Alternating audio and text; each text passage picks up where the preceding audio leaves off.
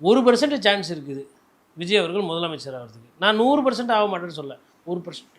இந்த 1%க்கு ஒருவேளை விஜய் முதலமைச்சர் ஆகிட்டா நான் வந்து அம்பையர்லாம் தப்புன்னு சொல்லுவாங்கள்ல, மன்னிச்சுக்கப்பா தெரியாமல் பேசிட்டேன்ப்பா விஜய் அண்ணாவை நீங்கள் சொன்னீங்கல்ல, என் மேலே கேள்வி கேட்டீங்கல்ல, ஆமாம் மாதேஷ்க்கு ஃபோன் பண்ணி ஆமாங்க மாதேஷ் நீங்கள் கரெக்டாக சொன்னீங்க நான் தப்பு பண்ணிட்டேன், எனக்கு அதிலலாம் இல்லை, நான் அரசியல்வாதியா தோத்தா கூட மீசியில் பண்ணணும்.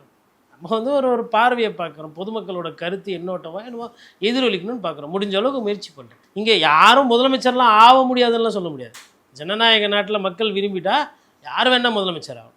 விஜய் அண்ணா வண்டி ஆகக்கூடாதுன்னு இருக்கா, ஆனால் ரொம்ப கம்மியாக உழைக்கிறாரு. அப்படி ஒன்று ஆனார்னா ஒரு புஸ்தகம் ஒன்று எழுதுவேன் நான், குறைந்த உழைப்பில் முதலமைச்சர் ஆவது எப்படி, அதிக ஓய்வு குறைந்த வேலை ஆட்சி அமைப்பது எப்படி, அதில் இருக்க பக்கங்கள், எப்படி டிக்டாக் பண்ணி வாக்கு சேமிப்பது, எப்படி வைப்பு பண்ண வேணும், ரீல்ஸ் என்ன, இதெல்லாம் சாப்டருங்க.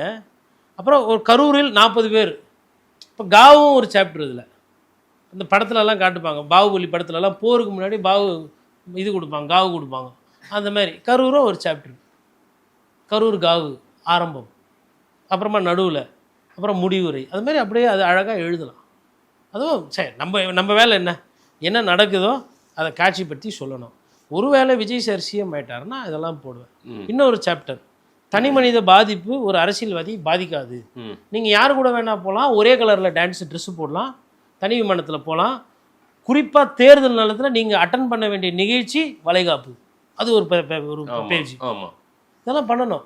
தேர்தல் நேரத்தில் போய் பூத்து பார்க்கணும் அப்படிலாம் இல்லை. அதே மாதிரி வேட்பாளராக நீங்கள் நிற்கிறீங்க அப்படின்னா 3 நாள் வேலை செய்தால் போதும், 3 நாளில் எம்எல்ஏ ஆவது எப்படி, அது ஒரு தனி சிறப்பு. அதில் 300 பூத்து இருக்கும் ஒரு தொகுதிக்கு, 300 பூத்து போக வேண்டாம், 10 பூத்து பார்த்துட்டு 10 வந்து நீங்களாக அப்படியே மல்டிப்ளை பண்ணிக்கணும். 10 பெருக்கி அது கூட ஒரு 3 பெருக்கினா 300 வந்துடும். அப்படிலாம் ஒன்று நடக்க போகிறது இல்லைன்றதுல உறுதியாக இருக்கீங்க? அதனால இல்லை நான் 1% இருந்தாலும் அது ஒரு பாசிபிலிட்டி இருக்குல்ல. அப்படி ஆச்சுன்னா நான் இப்படி ஒரு புஸ்தகம் எழுதுவேன்றதை நான் இப்போ பதிவு பண்ணுறேன்.